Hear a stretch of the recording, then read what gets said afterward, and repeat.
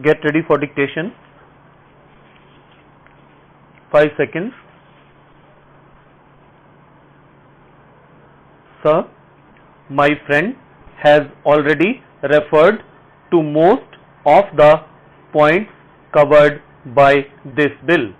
This is a laudable bill which tries to propagate the progress of transport in the country. But I am very sorry that the honorable members injected a little politics by saying that the transport operators are contributing large sums to the political parties in the country. Maybe it was true in West Bengal when his party was ruling, but certainly it is not a fact now, and so this should be denied with all the vehemence on the floor of the House. One of the points in the 20-point program that has been propagated in this country by the Prime Minister is the improvement of the transport system, which is sought to be done by the issue of national permits. So, the amendment of the Motor Vehicles Act 1939 is one step forward in that direction. The Honorable Minister of Transport, Dr. Dhillon, knows the position very well because he was the Minister in charge of transport in Punjab once. He has also travelled far and wide, practically all over the world, and has seen the functioning of the road transport and its relation to the development of the economy in both developed and developing countries. Practically 70% of the goods in UK are being carried by road transport and only 30% by the railways. But what has been happening to the development of road transport in India? When we go into its history, we find that the Motor Vehicles Taxation Enquiry Commission recommended in 1950 that we should have a road transport policy. An advisory committee on rail, road and water transport coordination was started on in 1958 but was wound up in 1966.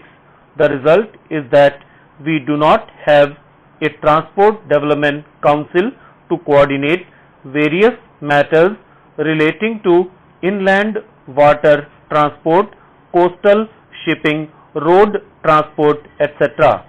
I am sure that it is a very important matter and the ministry should consider to establish a forum where all these matters can be taken up.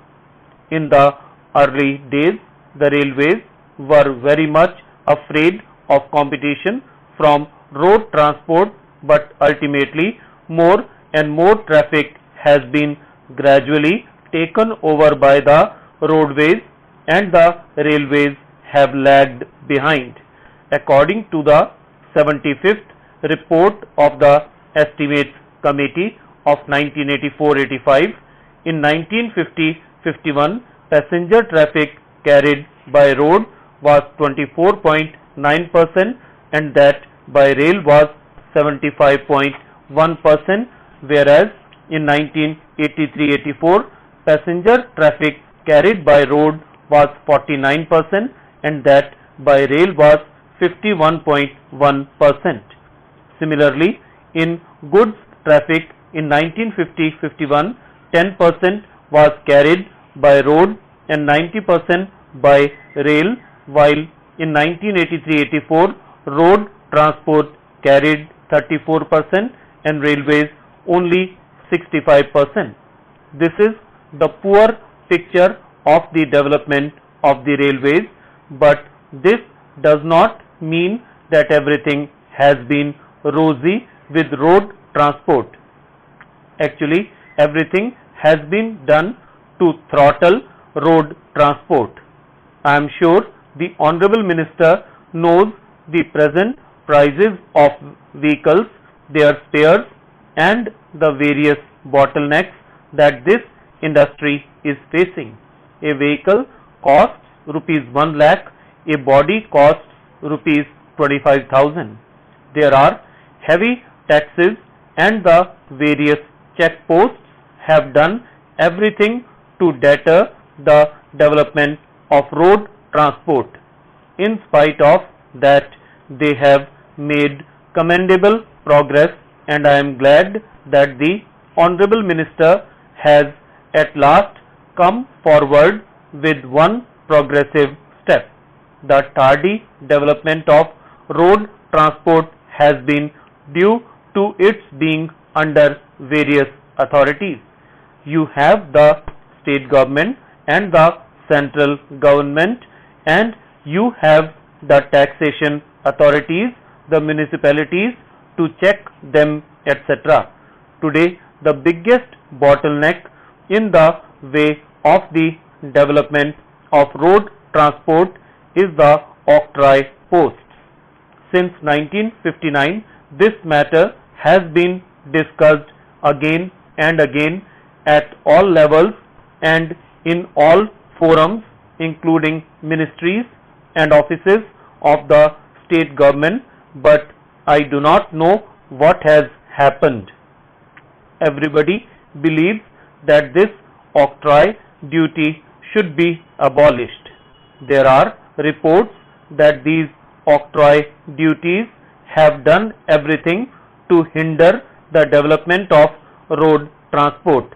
Therefore, unless they are abolished and unless you can find an alternative method so that vehicles are not held up again and again after driving every few miles, I do not think any solace can be brought to the road transport people who are plying these vehicles to enable them to carry goods faster to the different parts of the country. Unless we can find a solution to this grave malady, which is a cancer of the transport industry in the country, I do not think the national permits that we are envisaging are going to help in this particular direction. It is not a happy thing that we are in a position of emergency in this country. If we cannot do this thing in an emergency, how can we do it in the normal time?